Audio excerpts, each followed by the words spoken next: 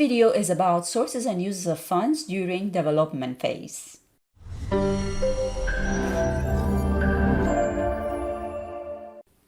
I previously talked to you about the sources and uses of funds during construction.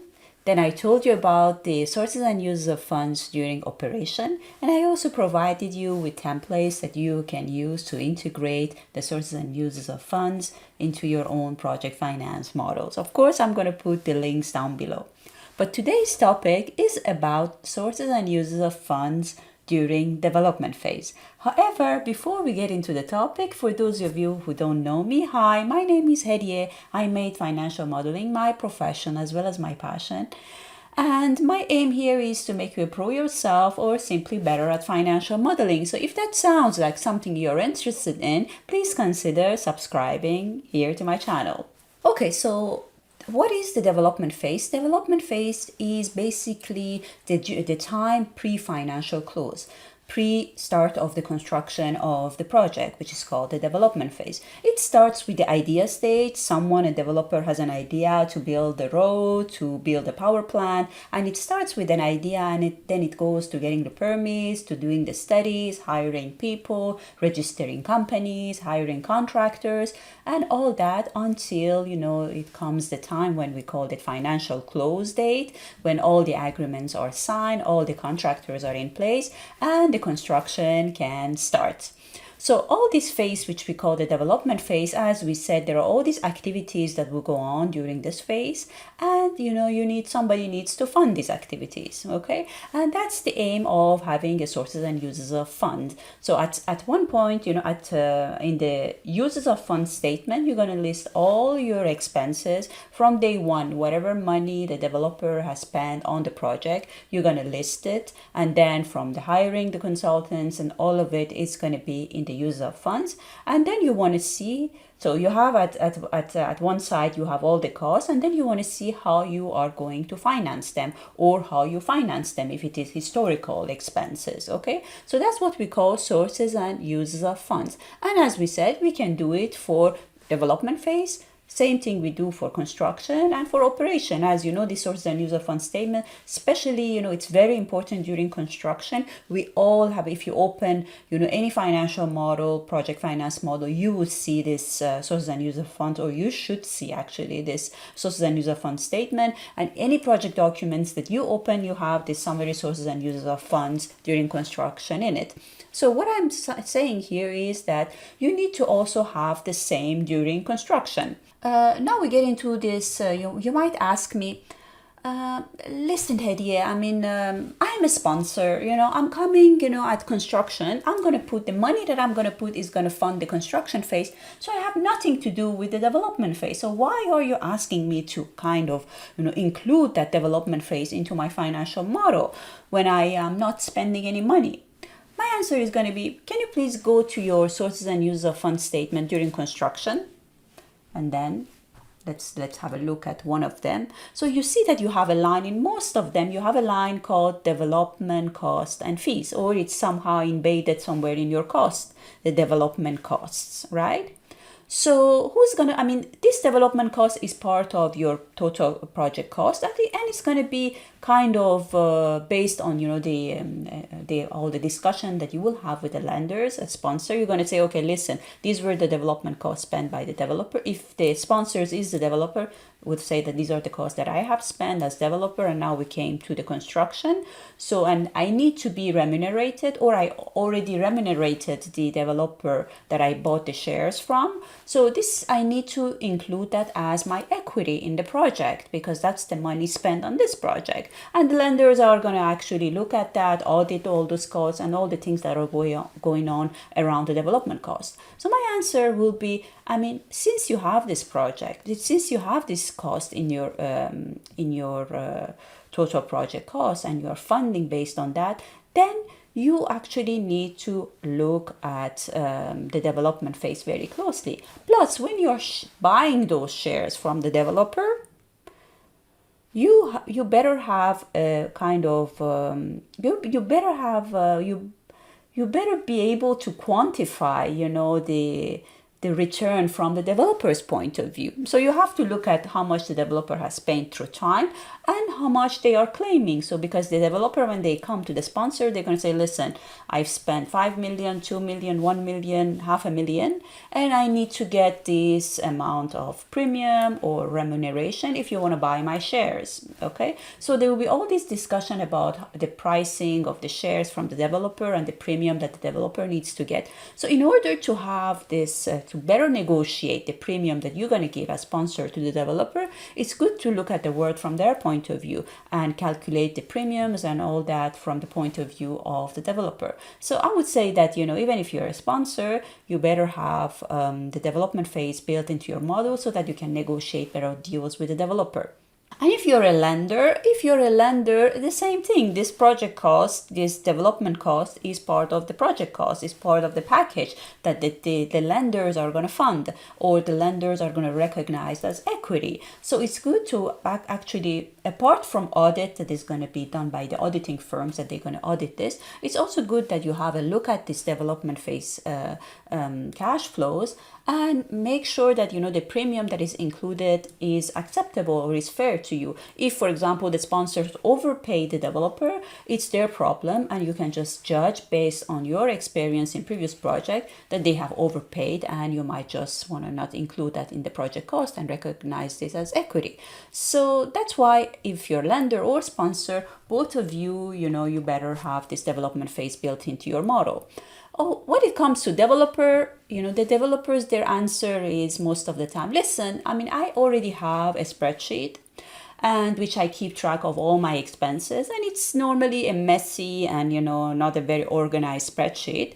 But I know it's for my own purpose, so I'm okay with it. I've been used to it. I've kept it in all my transactions. So I use that to track my expenses. And I have another spreadsheet that I use for like drawdowns. When I draw down on the funds to finance these expenses, I keep a track of it in a separate spreadsheets. So my answer to the developer will be, first of all, that's a messy, unorganized spreadsheet of yours. We need to have a look at it because you don't want to have a messy spreadsheet and work on a messy spreadsheet. Second of all, I would say that you're negotiating a premium with the sponsors, okay? Of course, you're going to develop a financial model which is going to look at the work from the sponsor point of view. So most of the time it starts with the construction phase. However, who's going to pay the premium to you? The person who's going to pay the premium to you is the sponsor of the project. And you need to have a look at the work from the sponsor's point of view. You need to see how much the sponsor can give me if the premium that I'm actually asking in the shareholder argument or whatever, is it fair to the sponsor? If can they still make a reasonable return if they give me this premium? So this way you can better negotiate. So you can go to the negotiation table and tell them, listen, I have built the financial model. I have looked at the return from your perspective. And I know that even if you give me 2x, even if you give me 3x, even if you give me 1%, of total project cost as success fee or as development premium, you still get 14%, 15%, 18% return. So you can afford it. Okay. So that's why I say it's better to have this from point of view of developer, lenders and sponsor. It is good to build in the development phase into your project finance models. Okay, so now let's get into the spreadsheet and have a look at the model. Okay, before we get into the spreadsheet, I just want to tell you that I have a blog post on the same topic, sources and uses during development phase, and there are things that I mentioned in the blog post that I didn't mention in the video, so make sure that you go and check it out as well. I'm going to put the link as well for you. Okay, so let's get into the spreadsheet. This is a model which starts with the development phase. So as you can see here, this is my input sheet, and here I'm listing the timing assumption. So the model starts with the development phase, and the development phase ends with the financial close date. So if I go to my timeline, you see that, the timeline, this is the model. So the timeline starts with January 2022, which is the development phase. So we have 12 months of development, and then we get into the construction and operation. So as you can see, we have these two semi-annual semesters. So these two periods that are for the development phase. So how are we going to use them in the model? So in order to build the development phase into your financial models, you need some assumptions, okay? So here I'm going to take you through the assumptions for building the sources and uses of funds during development. So first of all, we have the list of development expenses. So in that messy and unorganized spreadsheet that the developers said that they keep track of their expenses, they might have, a lot of details of, every single penny that, is spent on the project. So what you're going to do, you're going to kind of take some big lines from that spreadsheet. First of all, you're going to make sure that it's organized, color coded, and everything works perfectly in that spreadsheet. And even if you want to, you can include it as a separate sheet within the financial model. That's actually what I recommend, but it's up to you. Anyways, you take those big lines from that spreadsheet and you're going to include it in your financial model under the breakdown of the development expenses. And then, so what you need to know, because this needs to be periodic, okay? So what you need to do here is to basically have a look at the how this is going to be spent. So if it is historical, it's going to be historical. If it is projection, you need to come up with a payment profile for these or schedule for the payment of each of these items. Okay, so that's why in this model, for example, I have basically three different payment schedules. One is straight line, so if I put it to 1, meaning that this means that all these expenses is assumed to be paid equally throughout the development phase. If I define an S-curve, then I need to play with these parameters, and then it's going to define an S-curve for me. So this one is saying that this is very realistic. Actually, in the beginning, when you're at the idea stage, you don't spend much money, but as you go ahead with the development and when you're getting closer and closer to the financial close, that's when you're going to spend most of the money. And the other one is the sculpted one, which is very useful if you already have a historical, so you can have a sculpted repayment profile. Okay, so this is something that you define, but make sure that if you choose the sculpted repayment profile, then you need anytime if there are any delays in the project, or there's a there is an extension to the development phase or delay in the financial close date, then you need to come and manually modify the sculpted repayment profile. Okay. And then, the rest of the assumption that you need is who's going to finance this cost. So you're going to list, the investors, so you can name them, name of the two developers. And then you're going to say what is their shareholding during the development phase. And based on that, you're going to see that who's going to put the money first. Maybe sometimes there is an original developer that, starts the project. And then it's kind of, when it comes to short of money or just, needs a developer, a co-developer is going to ask for, because of their expertise, sometimes it's not a question of money. The developer is a local developer, needs some like international well-known developer to kind of go ahead, get the fundings, negotiate the contract. Sometimes for the financial advisory expertise, they're going to choose, or sometimes for technical, they're going to choose a co-developer. So you're going to have to kind of assume and make sure that how the money is going to be spent and who's going to pay for what. And that's what you're going to do in this section. And then, of course, there will be a lot of simulation about how the developer is going to be remunerated. But this is basically during construction, right? Because this is paid by, as part of the project cost. So that comes in the construction phase. For the development phase, that's all you need. You need the cost and you need who's going to fund it. So once you have this set of information, what you need to do is to build this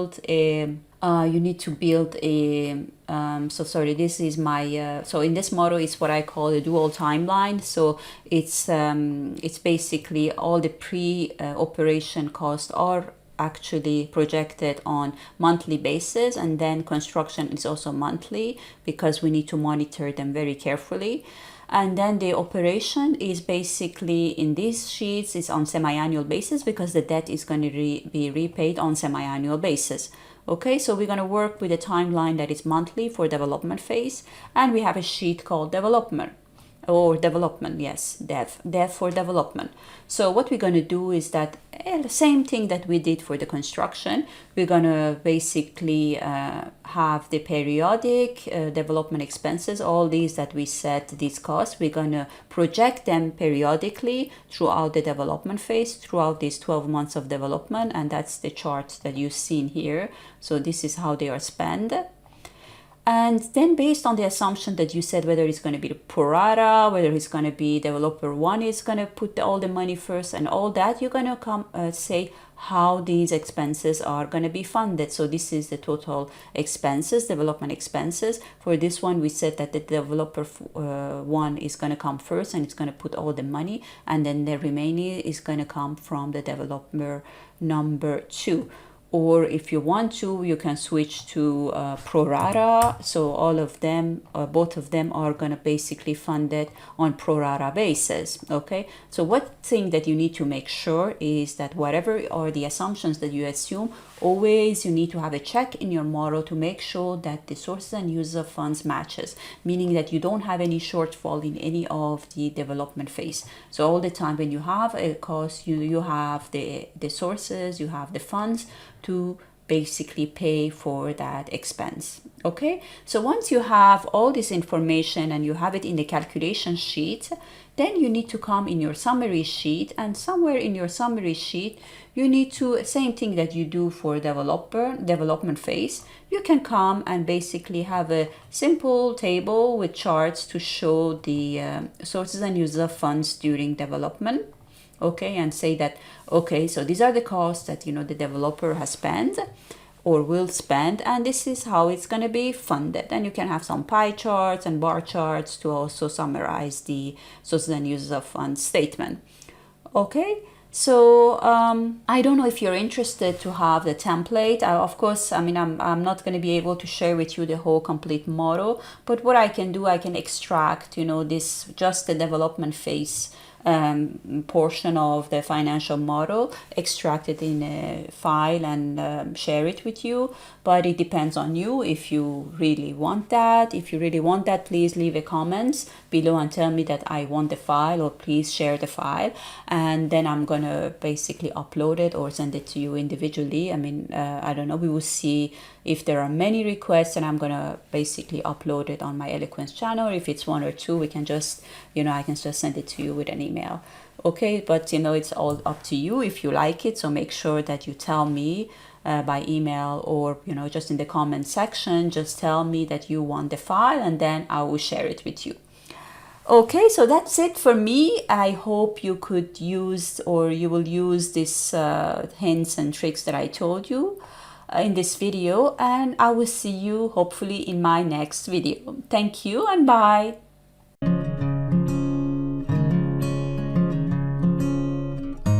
If you want to learn how to build better financial models, check out my online course on financial model spreadsheet design at courses.phoenixmode.com.